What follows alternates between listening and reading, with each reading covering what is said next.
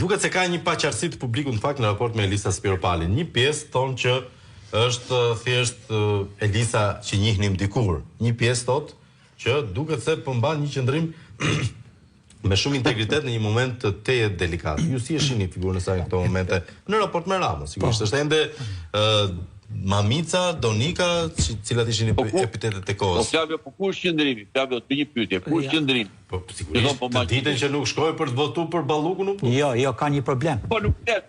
Ka një problem. Kur mban qëndrim, pra qëndrim logjik, moral, dinitoz, individi, cili do qoftë ai, pikë pari mban anë. Okej. Josef Ramoneda thot njeriu më i rrezikshëm është njeriu që qëndron mes.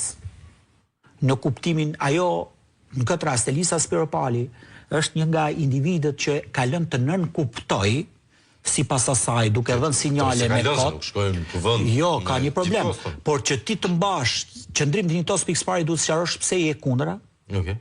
Ku diferencohesh për shkak mos prezencës tënde. Nuk ka nevojë për shumë arsye për të qenë kundra Ballukut, na lut zoti. Ajo duhet ta tregoje, ajo duhet ta flasë atë gjë sepse të bësh politika është akt i komunikuar. Nuk është akti nënkuptuar. Politika.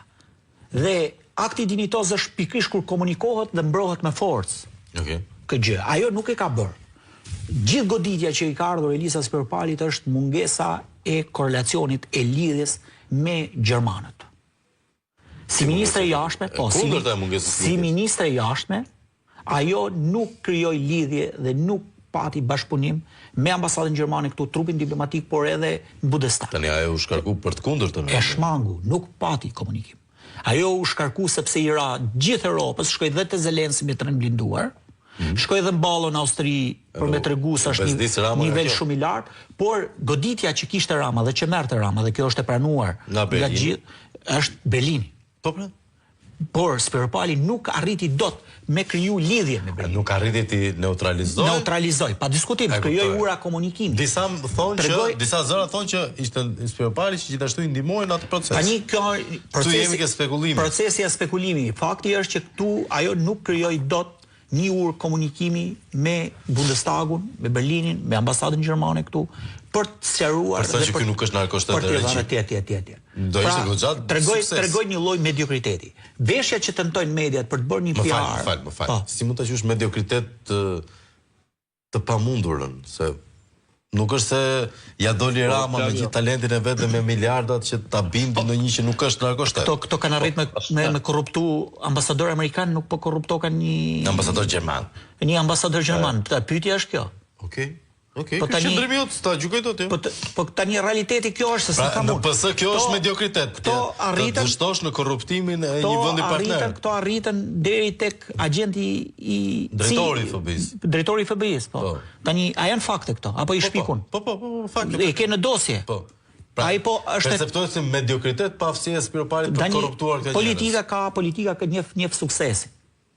Politika e vetmja gjë është që të prodhosh suksesin ti mund të bësh dhe revolucion, mund të vrasësh dhe njerëz, mjafton që të dalësh i suksesshëm. Politika njeh rezultatin. Unë nuk e kuptoj. Jo, po në gjithë botën ku ka lufta për pushtet është lufta më agresive në botë. Në sistemet shumë të konsoliduara demokratike, në sistemet shumë të konsoliduara demokratike, kemi fut propagandën, kemi fut manipulimin njerëzor, e cila është një perversitet tjetër. Gjëse do ta kesh nga ana perversitet. Prandaj Elisa Spiropali dështoi, është dhe karriera e saj realisht. Është një karrierë e marrë, e shkëputur, nuk ka asnjë lloj. Po të shohësh vetëm kur u bë drejtoresh e doganave, sepse kërkoi CV-n e saj më parë. Mjafti. Zgjen zero, asgjë, po s'quhet ajo tani. Mjafti. Çfarë? Se i kanë fut drejtuese mjafti për t'i dhënë një rrog.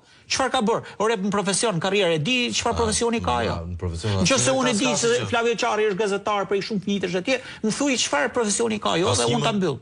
Po pra, nihet si drejtoresh e doganave. Filloi bravo, Erion Veliaj po ashtu. Pra, këto janë njerëz të cilët janë peshkuar dhe janë ngritur në karrierë direkt.